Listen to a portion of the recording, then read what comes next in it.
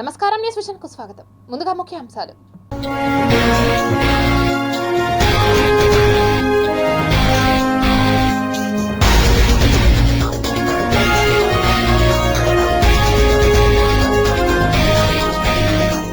బృహస్పతి ముఖాన్ని కెమెరాతో బంధించిన నాసా, భయానక చిత్రాల విడుదల. భూతల యుద్ధంతో ప్రతీకారం తీర్చుకుంటున్న ఇజ్రాయెల్, గజగజా వణుకుతున్న గాజా. రైలు ప్రమాద బాధితులను పరామర్శించిన ముఖ్యమంత్రి వైఎస్ జగన్, మృతుల కుటుంబాలకు 10 లక్షల రూపాయలు ఎక్స్గ్రేషియా. కాశ్మీర్ ను తలపిస్తున్న తిరుమల అందాలు, ప్రకృతిని ఆస్వాదిస్తున్న యాత్రికులు. లక్షితను చంపిన చిరుత జాడ కనిపెట్టని అటవీ శాఖ అధికారులు, మరో చిరుత కనిపించడంతో అవాక్కైన టీటీడీ. తిరుమల తరహాలో తిరుచానూరు శ్రీ పద్మావతి అమ్మవారి బ్రహ్మోత్సవాలు, వాహన సేవల బుక్లెట్ ను ఆవిష్కరించిన టీటీడీ చైర్మన్ భూమన కరుణాకర్ రెడ్డి.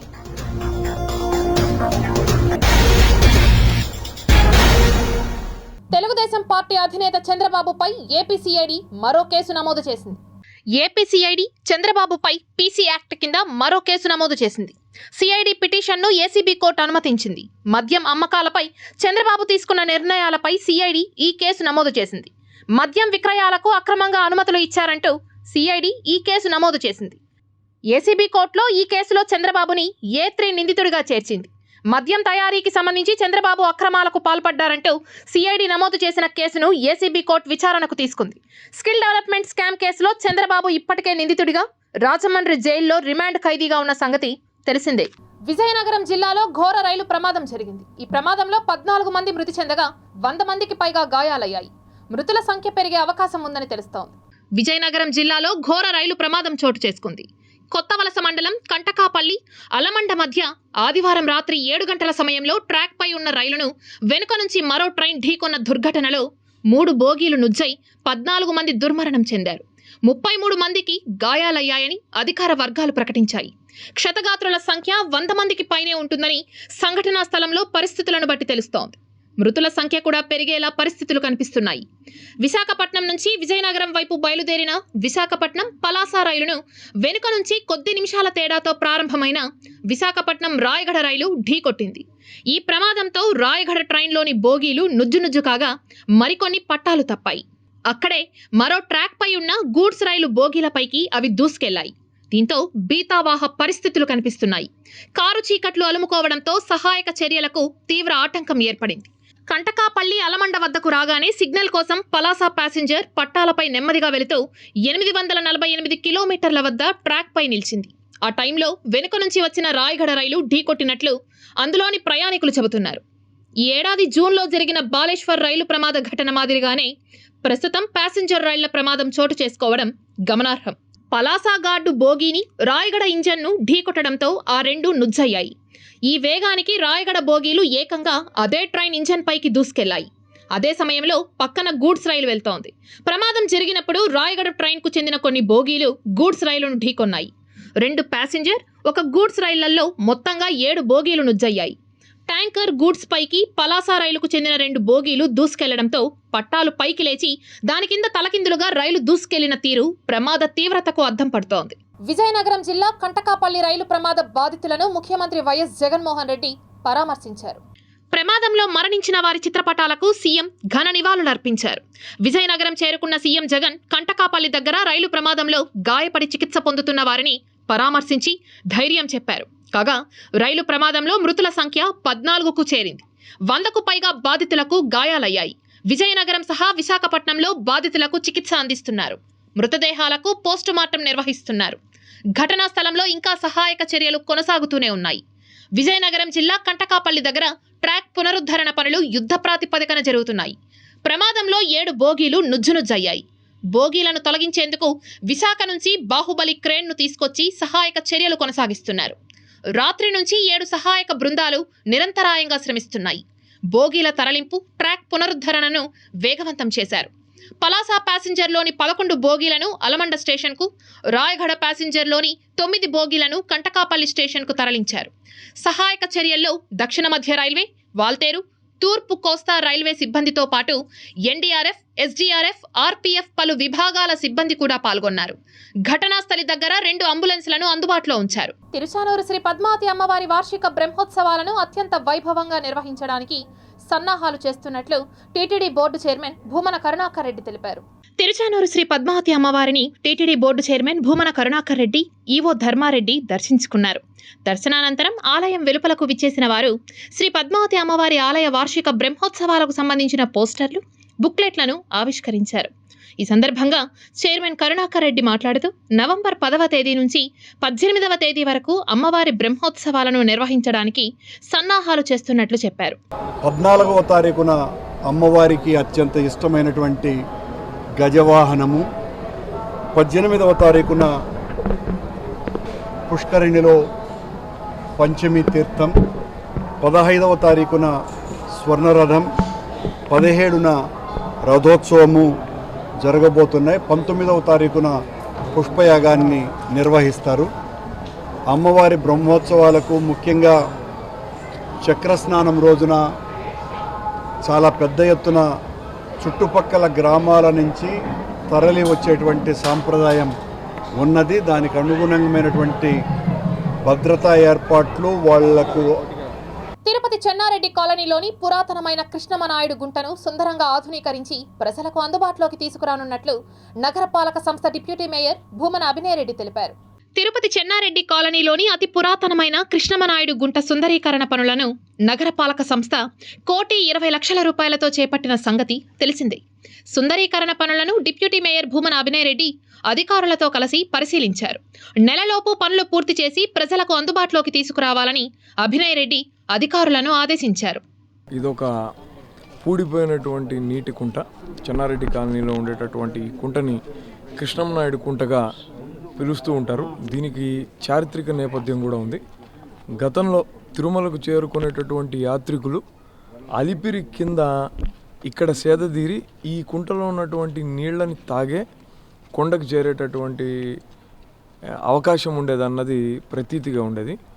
ఈ కుంటని పూర్తిగా మున్సిపల్ కార్పొరేషన్ సాధారణ నిధులతో పునర్నిర్మించడం జరిగింది. అత్యద్భుతమైనటువంటి ఒక వాటర్ బాడీని మనం పరిరక్షించుకోగలిగాం.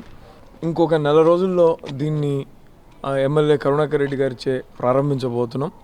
పేద విద్యార్థులకు ఆసరాగా నిలవాల్సిన సరస్వతి నిలయాలు సమస్యలకు నిలయంగా మారుతున్నాయి. ప్రభుత్వ పాఠశాలల్లో కనీస సౌకర్యాలు లేక విద్యార్థులు నానా అవస్థలు పడుతున్నారు. అధికారంలో ఉన్న వైకాపా ప్రభుత్వం నాడు నేడు పేరుతో సర్కారు బడుల రూపురేఖలను మారుస్తోంది. ప్రతి ఒక్కరూ నాణ్యమైన విద్యను అభ్యసించాలి అనే మంచి ఉద్దేశంతో ప్రభుత్వం విద్యాశాఖలో సమూలమైన మార్పులు తీసుకొస్తోంది. పిల్లలకు మనం ఇచ్చే గొప్ప సంపదే విద్య అని, విద్యకు పిల్లలను దూరం చెయ్యొద్దు అంటూ జగన్ పదే పదే చెబుతున్నా క్షేత్రస్థాయిలో మాత్రం సౌకర్యాలు కనిపించడం లేదన్న విమర్శలు ఉన్నాయి.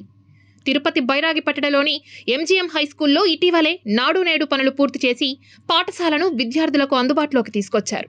ఇదిలా ఉండగా గత ఏడాది పాఠశాలలోని మొదటి అంతస్తులో 10వ తరగతి గదిలో పైకప్పు పెచ్చులోడు పడడంతో ఓ విద్యార్థి తీవ్ర గాయాలకు గురయ్యాడు.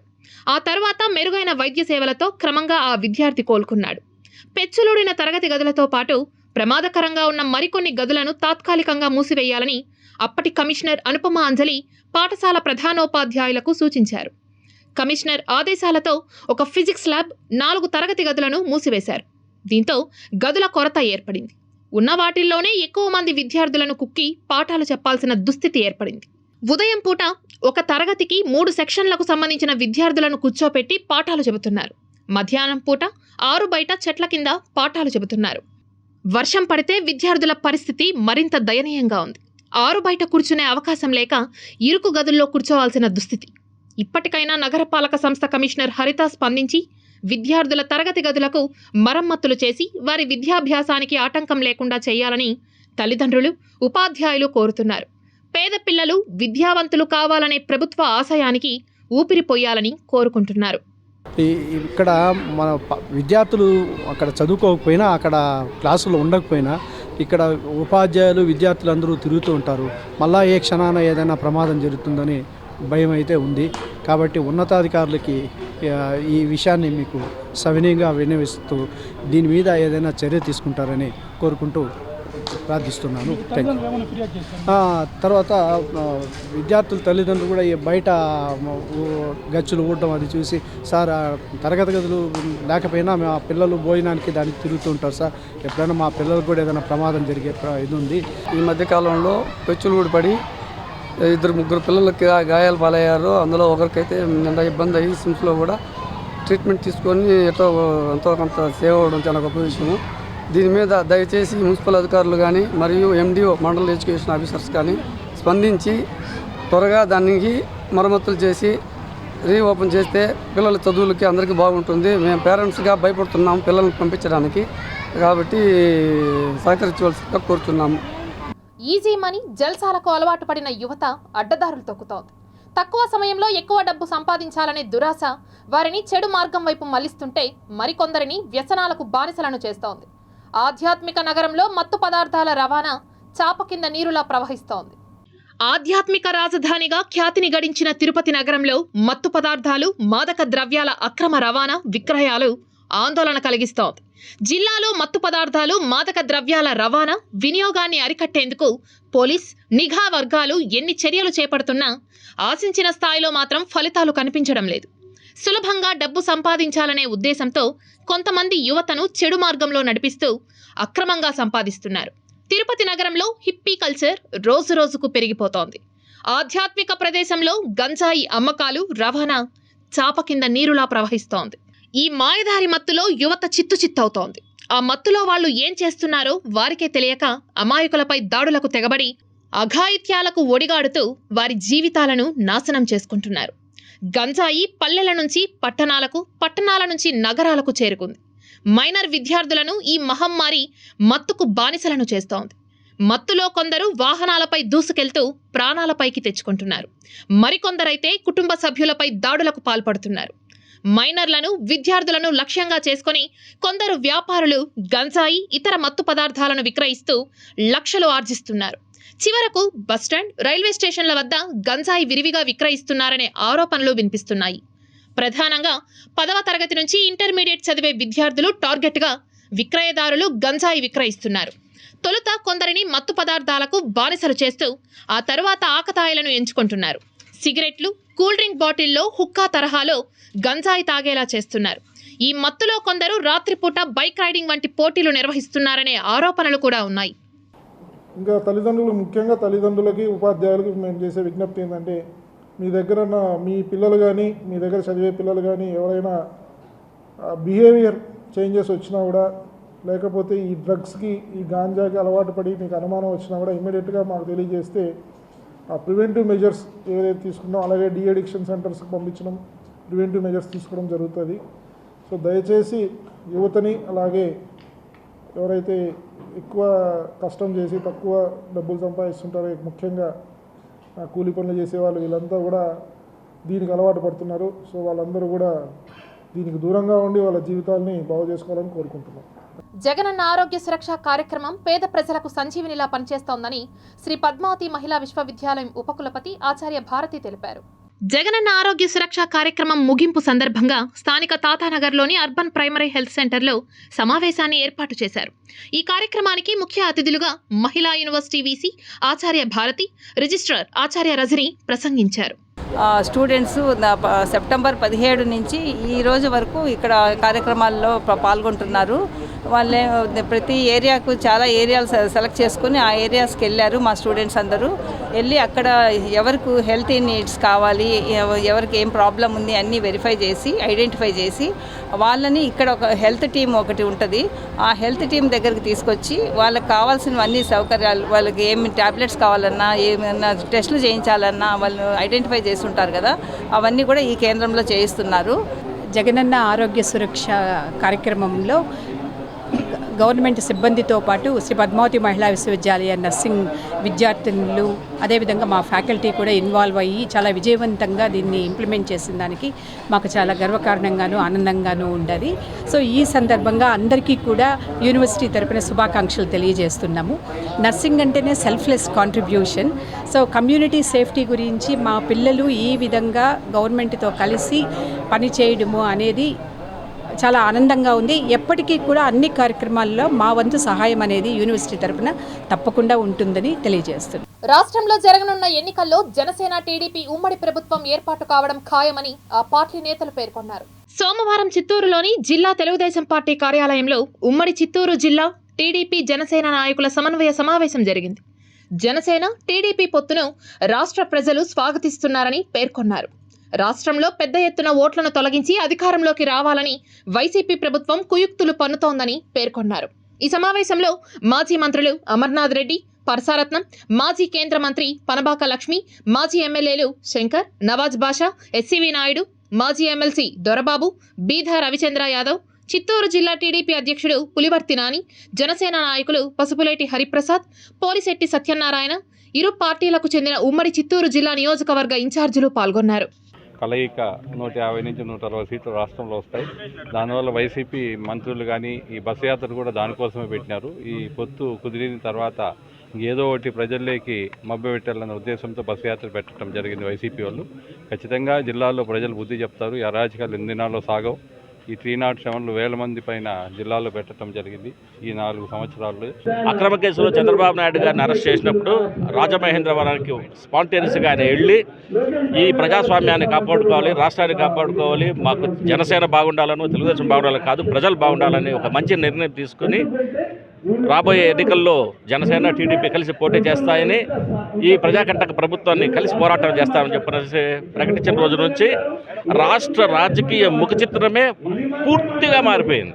యువత అవకాశాలను అందిపుచ్చుకోవాలని 2023 ఏపీపీఎస్సీలో ర్యాంకు సాధించిన district backward class welfare officer Shashanka తెలిపారు. సోమవారం జెడ్పీ సీఈఓ ప్రభాకర్ రెడ్డిని మర్యాదపూర్వకంగా కలిసి శిక్షణకు సంబంధించి చర్చించారు. జెడ్పీ సీఈఓ జెడ్పీ కార్యాలయంలో సంబంధిత అధికారిని కలవాలని ఆమెకు సూచించారు. అనంతరం ఆమె మీడియాతో మాట్లాడుతూ 2023 ఏపీపీఎస్సీలో తొలి ప్రయత్నంలోనే ర్యాంకు సాధించాలని, 9 నెలల పాటు వివిధ శాఖలలో శిక్షణ ఉంటుందని అన్నారు. శిక్షణ పూర్తయిన తర్వాత పోస్టింగ్ ఇస్తారని వెల్లడించారు. ఈ సందర్భంగా నేటి యువతకు ఆమె సందేశాన్నిస్తూ యువత అవకాశాలను అందిపుచ్చుకొని సరైన సమయంలో సర్వీసులో చేరి ప్రజలకు సేవ చేయాలని పిలుపునిచ్చారు. తిరుపతిలో వేశారు అండ్ ఇప్పుడు జెడ్పీ ఆఫీస్ అక్కడ లేదు కాబట్టి ఇక్కడికి ట్రైనింగ్ కోసం వచ్చాను. నీకు పోస్టింగ్ ఇంకా రాలేదు. సో ఇప్పటి వరకు అయితే తిరుపతిలోనే మొత్తం ట్రైనింగ్ అంతా ఉంటుంది. దీని తర్వాత నాకు పోలీస్ డిపార్ట్మెంట్లో ఉంది, దాని తర్వాత డిఎంహెచ్ఓలో ఉంది, అలాగే యూత్ వెల్ఫేర్లో ఉంది, తర్వాత ఉమెన్ అండ్ చైల్డ్ డెవలప్మెంట్లో ఉంది, అలాగే ఇట్లా డిఫరెంట్ డిపార్ట్మెంట్స్లో నాకు వేశారు. మొత్తం 9 మంత్స్లో ఉంటుంది ఈ ట్రైనింగ్ అంతా. దాని తర్వాత నాకు పోస్టింగ్ ఇస్తారు. ఫస్ట్ సెలెక్ట్ అయింది నేను ఏపీపీఎస్సీ. ఇది నా ఫస్ట్ అటెంప్ట్లోనే కొట్టాను అండ్ ఇప్పుడు పోస్టింగ్ ఇంకా ఇవ్వాలి. ఇప్పుడు వరకు అయితే ట్రైనింగ్ తిరుపతిలో ఉంది. ఒకటి చెప్తాను, ముందుగానే ఫ్యూచర్ గురించి ప్లాన్ చేసుకోండి. అట్ ఎంగేజ్లోనే సర్వీస్లోకి రావడానికి ట్రై చేయండి అండ్ బీ మోటివేటివ్గా ఉండండి, సొసైటీకి వెల్ఫేర్ చేయండి. చిత్తూరు జిల్లా కుప్పంలో ఘనంగా దేవర్ జయంతి వేడుకలను నిర్వహించారు. కుప్పం పూల మార్కెట్ ఆవరణలో ఏపీ పిరమలై కిల్లర్ దేవర్ సంఘం కుప్పం అధ్యక్షుడు శివ ఆధ్వర్యంలో దేవర్ చిత్రపటానికి పూలమాలలు వేసి ఘన నివాళులు అర్పించారు. ఈ కార్యక్రమానికి తెలుగుదేశం పార్టీ నాయకులు డాక్టర్ సురేష్ బాబు, ప్రేమ్ కుమార్, కౌన్సిలర్లు జాకీర్, సోము తదితరులు పాల్గొన్నారు. అనంతరం సుమారు 1000 మందికి అన్నదాన కార్యక్రమం నిర్వహించారు. ఈ సందర్భంగా అధ్యక్షుడు శివ మాట్లాడుతూ బ్రిటిష్ పరిపాలనలో స్వాతంత్ర్యం కోసం పోరాడిన వారిలో దేవర్ కూడా ఉన్నారని, 6 నెలలు జైలు శిక్ష కూడా అనుభవించడం జరిగిందని అన్నారు. అలాంటి మహనీయులను స్మరించుకుంటూ ప్రతి ఏడాది ఆయన జయంతిని కుప్పంలో జరుపుకోవడం చాలా సంతోషంగా ఉందని అన్నారు. తమ భూమిని అక్రమంగా కబ్జాకు పాల్పడుతున్న వారిపై చర్యలు చేపట్టాలని కలికిరి గొళ్లపల్లి గ్రామస్తులు స్పందన కార్యక్రమంలో కలెక్టర్కు విన్నవించారు. సోమవారం వారు మీడియాతో మాట్లాడుతూ చిత్తూరు జిల్లా పెనుమూరు మండలం కలికిరి గొళ్లపల్లికి చెందిన సుబ్రహ్మణ్యం అనే వ్యక్తి తన తాతల కాలం నాటి 3.61 సెంట్ల భూమిని అదే గ్రామానికి చెందిన కొందరు అక్రమంగా కబ్జాకు పాల్పడుతున్నారని ఆవేదన వ్యక్తం చేశారు. దీనిపైన ఇప్పటికే హైకోర్టులో కేసు నడుస్తున్న రాజకీయ నాయకుల అండదండలతో తహసీల్దార్, పోలీసులు సైతం ప్రత్యర్థులకు ఒత్తాసు పలుకుతున్నారని అన్నారు. తమ భూమిలో జేసీబీతో చదును చేస్తూ అక్రమంగా కబ్జాకు పాల్పడుతున్నారని, తమకు న్యాయం చేయాలని డిమాండ్ చేశారు. ఆ భూమి నేను 50 ఏళ్ళకి సాగుబడిలో ఉన్నాను. ఆ భూమిని అదే మా గ్రామంకి చెందిన వారు దొరస్వామి కుమారుడు మార్కొండయ్య, లోకేషు, చలపతి కుమారుడు రామ్మూర్తి, బాబు, మురళి, బిచ్చయ్య కుమారుడు మురళి, జగన్నాథం వీళ్ళు అందరూ చేరి నా మీద కచ్చి కట్టి వైరాగ్యమున నన్ను ఏడుగూడెం చేసుకుంటా వాళ్ళతో సహా రాజకీయ నాయకులు కొందరు కూడా చేరుకొని ఎంఆర్ఓ వీళ్ళంతా కూడా నన్ను ఆక్షేపణ చేస్తా వాళ్ళ పని చేయించుకుంటా ఉన్నారు. తిరుమలలో మ్యాన్ ఈటర్ మళ్లీ బరిలోకి దిగింది. అలిపిరి నడక మార్గంలో లక్షితను చంపిన ప్రాంతంలోనే తిరుగుతోంది. అలిపిరి నడక మార్గంలో చిరుతల అలజడిపై కొనసాగుతున్న నిఘా ఈ విషయాన్ని స్పష్టం చేస్తోంది. అక్టోబర్ 24, 25 తేదీలలో నడక మార్గంలోని 7వ మైలు నుంచి నరసింహస్వామి ఆలయం వరకు చిరుతలు, ఎలుగుబంట్లు సంచరిస్తున్నట్లు ట్రాప్ కెమెరా ఇమేజెస్ బయటపెట్టాయి. నడక మార్గానికి అతి సమీపంగానే చిరుతలు సంచరించినట్లు కెమెరాల్లో స్పష్టమైంది. రాత్రి 7 గంటల నుంచి తెల్లవారుజామున 5 గంటల లోపు చిరుతలు సంచరిస్తూ ట్రాప్ కెమెరాల్లో చాలా చోట్లనే కనిపించాయి. ఈ క్రమంలో టీటీడీ భక్తులను మరోసారి అప్రమత్తం చేసింది. నడక మార్గంలో వచ్చే భక్తులను తగిన జాగ్రత్తలు పాటించాలని హెచ్చరించింది. మరోవైపు 2 నడక మార్గాల్లో ఆంక్షలను యథావిధిగానే అమలు చేస్తోంది. అయితే ఆగస్టు 11న లక్షితపై దాడి చేసి చంపిన చిరుతను ఇప్పటిదాకా అటవీశాఖ గుర్తించలేకపోయింది. ఇప్పటి వరకు అటవీశాఖ బంధించిన 6 చిరుతల్లో ఒక చిరుతను తలకోన అటవీ ప్రాంతంలో, మరో చిరుతను గుండ్ల బ్రహ్మేశ్వరం అటవీ ప్రాంతంలో వదిలిపెట్టిన అటవీశాఖ ఒక చిరుతను విశాఖ జూకు తరలించి విముక్తి కల్పించింది. ప్రస్తుతం తిరుపతి జూలో ఉన్న 3 చిరుతల్లో 2 చిరుతలకు కోరపళ్ళు లేకపోవడంతో జూలో ఉంచాలని నిర్ణయం తీసుకుంది. మరో చిరుతను అటవీ ప్రాంతంలో వదిలిపెట్టేందుకు సిద్ధమైంది. అయితే జూలో ఉన్న 3 చిరుతల్లో లక్షితపై దాడి చేసిన చిరుత ఉందేమోనన్న అనుమానంతో నమూనాలు సేకరించి పరీక్షలకు పంపింది. ఇప్పటిదాకా రాని రిపోర్ట్లతో పరేషాన్ అవుతున్న అటవీశాఖ లక్షితపై దాడి చేసిన చిరుతను నిర్ధారించలేకపోతోంది. కాగా గత వారం రోజులుగా నడక మార్గానికి దగ్గరలోనే సంచరిస్తున్న చిరుతలు, ఎలుగుబంట్లపై నిఘా పెంచిన అటవీశాఖ సిబ్బంది ట్రాప్ కెమెరాల్లో లభించిన ఇమేజెస్ ద్వారా చిరుతల కదలికలు గుర్తించే పనిలో ఉంది. ఆయా లొకేషన్లలో బోన్లు ఏర్పాటు చేసింది. నడక మార్గంలో చిరుతల సంచారంపై క్లోజ్గా మానిటరింగ్ చేస్తోంది. నడక మార్గానికి ఇరువైపులా 200 మీటర్ల దాకా నిఘా కొనసాగిస్తోంది. నడక మార్గంలో భక్తులు అప్రమత్తంగా ఉండాలని టీటీడీ కూడా హెచ్చరిస్తోంది.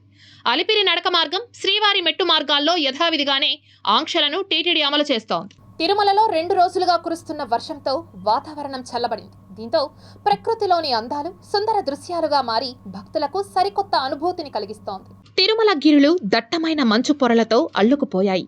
కొండపై ఆహ్లాదకరమైన వాతావరణం కనిపిస్తోంది.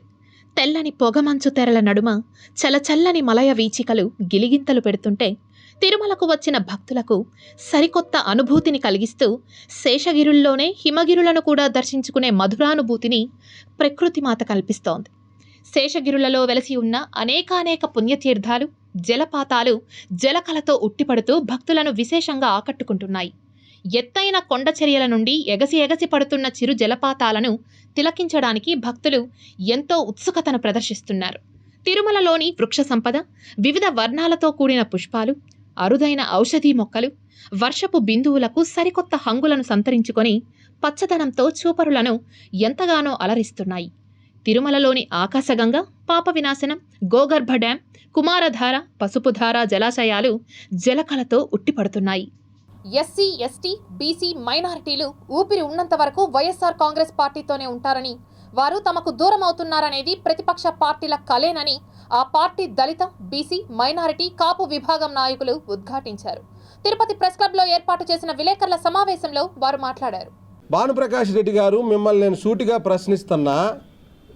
10 సంవత్సరాలు కావస్తోంది మీ పార్టీ అధికారంలోకి వచ్చి కేంద్రంలో. తిరుపతిలో మీరు ఏ ఎస్సీ నాయకుడినైనా, ఏ బీసీ నాయకుడినైనా, ఏ ఎస్టీ నాయకుడినైనా, లేక ఏ మైనారిటీ నాయకుడినైనా ఒక కీలకమైన పదవికి అర్హతని సాధించే విధంగా, అందలం ఎక్కించే విధంగా మీరేమైనా ప్రయత్నం చేశారా? భానుప్రకాష్ రెడ్డి గారిగా మీరు మాత్రమే కేవలం భారతీయ జనతా పార్టీ కేంద్రంలో అధికారాన్ని అడ్డం పెట్టుకొని పదవులు తెచ్చుకున్నారే కానీ మీరు ఎవరు మరొక నాయకుడిని మీరు పైకి తెచ్చిన దాఖలాలు ఏమైనా ఉన్నాయా? స్పందనలో ప్రజలు అందజేసిన సమస్యల అర్జీలకు అర్థవంతంగా పరిష్కారం చూపాలని జిల్లా జాయింట్ కలెక్టర్ డీకే బాలాజీ అధికారులను ఆదేశించారు. సోమవారం ఉదయం కలెక్టరేట్లో నిర్వహించిన స్పందన కార్యక్రమంలో DRO Penchala Kishore, special deputy collector Bhaskar నాయుడుతో కలిసి జిల్లా కలెక్టర్ స్పందన గ్రీవెన్స్ అర్జీలను స్వీకరించారు. జిల్లాలో వివిధ ప్రాంతాల నుంచి వచ్చిన అర్జీదారుల నుండి వినతులను స్వీకరించారు. స్పందన ఆన్లైన్ నమోదుతో రసీదులు అందించారు. తిరుపతి జిల్లా వడమాలపేట మండలం ఎస్బీఆర్ పురంలో 286 సర్వే నెంబర్ గుట్ట పోరంబోకును తిరుపతికి చెందిన కొంతమంది పోలీసులు అంటూ చదును చేసి దళితుల భూములను ఆక్రమించుకుంటున్నారని జిల్లా కలెక్టర్ వెంటనే స్పందించి తమకు న్యాయం చేయాలని దళితులు మీడియా ముందు వాపోయారు. భూ కబ్జాదారులు, భూమాయిగాళ్లు అక్కడ ఒక 4 ఎకరాలు తీసి పైన గుట్ట పైన 10 ఎకరాల దాకా చీప్ చేస్తాం సార్. ఇది అన్యాయము. మా భూములు, మా ఎస్సీ భూములు ఇవి మేము చీప్ చేసుకున్నామంటే కూడా మీది కాదు. మేము పోలీసులు, డిఐజీలు, డిఎస్పీలు కాబట్టి మేము మా ఇష్టము. మేము పొరమొకలైనా, చెరువు పొరమొకలైనా, ప్లస్ రెవెన్యూ భూములైనా, చెరువులైనా, ఫారెస్ట్ భూములైనా మొత్తం కబ్జా చేస్తాము. అడ్డొస్తే మిమ్మల్ని ఏమైనా చేయగలుగుతాం. మీరు దిక్కులో చోట చెప్పుకోమని చెప్పి దళితుల్ని భయం దాతలు చేస్తారు సార్. అదే విధంగా ఉమ్మడి చిత్తూరు జిల్లాల్లోని మాజీ సైనికులకు ప్రభుత్వం ఇళ్ల స్థలాలను కల్పించాలంటూ జిల్లా కలెక్టర్కు వినతి పత్రాన్ని అందజేశారు. పెద్దిరెడ్డి రామచంద్రారెడ్డి గారికి ఇదే అప్లికేషన్ సమర్పించాము. అతను కూడా సానుకూలంగా స్పందించి రికమెండ్ చేశారు కలెక్టర్ గారికి. వీళ్లకు ఇక నియర్ బై 5 మన మండలాలలో వీళ్లకు తగిన సదుపాయాలతో ఇళ్ల పట్టాలు మంజూరు చేయమని దానికి ఇప్పుడు కలెక్టర్ గారు చెప్పాము. అతను సానుకూలంగా స్పందించారు. మాకు తప్పకుండా ఇస్తారని ఆశిస్తున్నాము. మా అసోసియేషన్ తరఫున అందరికీ ధన్యవాదాలు. ఉద్యోగులు న్యాయబద్ధంగా నైతిక పద్ధతుల్లో జవాబుదారీతనంతో విధులు నిర్వహిస్తే అవినీతి అక్రమాలకు తావుండదని శ్రీ వెంకటేశ్వర యూనివర్సిటీ విశ్రాంత అధ్యాపకురాలు హేమలతాదేవి తెలిపారు. తిరుపతి బాలాజీ కాలనీలోని జాతీయ సంస్కృత విశ్వవిద్యాలయంలో విజిలెన్స్ అవేర్నెస్ వీక్ ఏర్పాటు చేశారు. సోమవారం ప్రారంభమైన విజిలెన్స్ అవేర్నెస్ వీక్ నవంబర్ 5వ తేదీ వరకు జరగనుంది. ప్రారంభ కార్యక్రమానికి జాతీయ సంస్కృత విశ్వవిద్యాలయం ఉపకులపతి ఆచార్య జిఎస్ఆర్ కృష్ణమూర్తి, ఎస్వీయు విశ్రాంత అధ్యాపకురాలు హేమలతాదేవి, ఆచార్య చంద్రశేఖర్ ముఖ్య అతిథులుగా విచ్చేసి ప్రసంగించారు. అలాగే ఈ మార్చి 1 మా విశ్వవిద్యాలయం యొక్క కులపతి, అలాగే చీఫ్ గెస్ట్గా వచ్చినటువంటి Ramadevi garu, retired professor of SV university, అదేవిధంగా ఈ కార్యక్రమానికి doctor Sri U Durgaprasad Rao garu, honourable justice high court of Andhra Pradesh వారు కూడా రానున్నారు. అమరావతి నుంచి మార్గంలో ఉన్నారు. అలాగే ఈ కార్యక్రమంలో విశ్వవిద్యాలయం యొక్క సిబ్బంది, అధ్యాపక సిబ్బంది, అధ్యాపకేతర సిబ్బంది, విద్యార్థులందరూ కూడా చాలా చురుకుగా పాల్గొన్నారు. ఈ కార్యక్రమం 1 వారం పాటు జరుగుతుంది. భ్రష్టాచారాన్ని ఎలాగైతే మనం మాపు చేయాలనో దానికి సంబంధించినటువంటి అన్ని చర్యలు కూడా తీసుకోవడానికి. రాష్ట్రంలో కరువు తీవ్రత ఎక్కువగా ఉందని కేంద్ర రాష్ట్ర ప్రభుత్వాలు సీరియస్గా తీసుకొని ఆ దిశగా సహాయక చర్యలు చేపట్టాలని, అలాగే విద్యుత్ ఛార్జీలను నియంత్రించాలని సిపిఐ రాష్ట్ర కార్యవర్గ సభ్యులు హరినాథ్ రెడ్డి డిమాండ్ చేశారు. ఎన్నికలు వచ్చినప్పుడు ఎప్పుడూ పట్టించుకున్నటువంటి ఇది అప్పర్ భద్రాకు పర్మిషన్ ఇచ్చి జాతీయ ప్రాజెక్టుగా డిక్లేర్ చేసి 5,600 కోట్లు దానికి శాంక్షన్ చేయడం జరిగింది.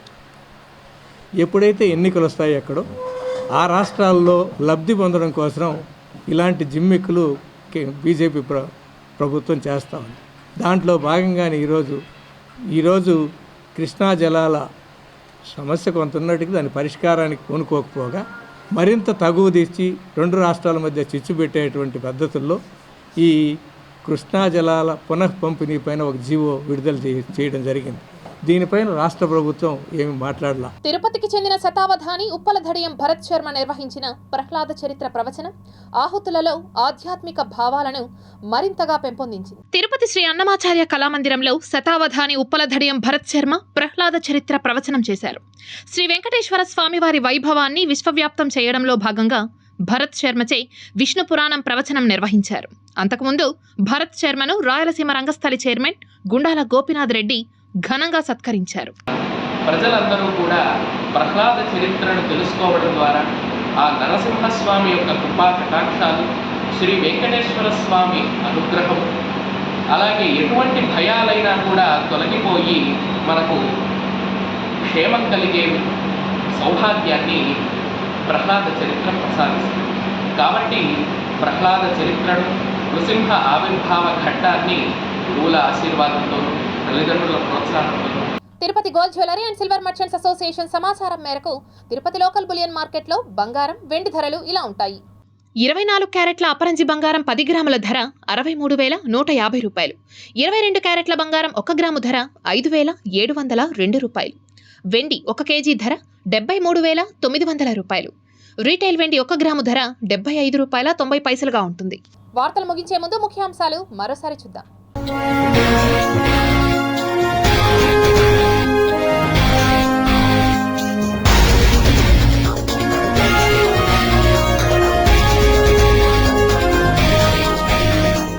బృహస్పతి ముఖాన్ని కెమెరాతో బంధించిన నాసా, భయానక చిత్రాల విడుదల. భూతల యుద్ధంతో ప్రతీకారం తీర్చుకుంటున్న ఇజ్రాయెల్, గజగజ వణుకుతున్న గాజా. రైలు ప్రమాద బాధితులను పరామర్శించిన ముఖ్యమంత్రి వైఎస్ జగన్, మృతుల కుటుంబాలకు 10 లక్షల రూపాయలు ఎక్స్గ్రేషియా. కాశ్మీర్ను తలపిస్తున్న తిరుమల అందాలు, ప్రకృతిని ఆస్వాదిస్తున్న యాత్రికులు. లక్షితను చంపిన చిరుత జాడ కనిపెట్టని అటవీ శాఖ అధికారులు, మరో చిరుత కనిపించడంతో అవాక్కైన టీటీడీ. తిరుమల తరహాలో తిరుచానూరు శ్రీ పద్మావతి అమ్మవారి బ్రహ్మోత్సవాలు, వాహన సేవల బుక్లెట్ ను ఆవిష్కరించిన టీటీడీ చైర్మన్ భూమన కరుణాకర్ రెడ్డి.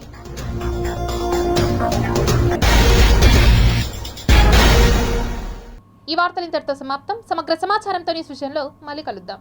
అంతవరకు సెలవు. నమస్కారం.